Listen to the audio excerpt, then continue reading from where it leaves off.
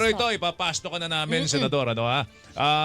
Depende, pabor, at di pabor lamang po ang pwede nyo isagot. Pero kung depende, mabilis na katwiran lamang kung bakit. Oh. Anti-political dynasty bill. Hindi pabor. Hindi pabor. Pagsasa publiko na salin, Pabor. legalisasyon ng weteng. Legal na eh. STL. Hindi, enforcement na naman eh. Kasi collusion ng operator at saka ng enforcement eh. Okay. Ginigirilya, hindi nire-remit sa piseso. Yun. Legalisasyon ng medical marijuana. Depende. Susundan ko yung kay Senator Soto. No? Sana walang production, manufacture, and research. Kasi pagka pinayagang production, hindi mo makokontrol yan. Okay. Pag nagtanim, hindi mo alam kung saan dadalhin yan. Divorce. Wag lang unli.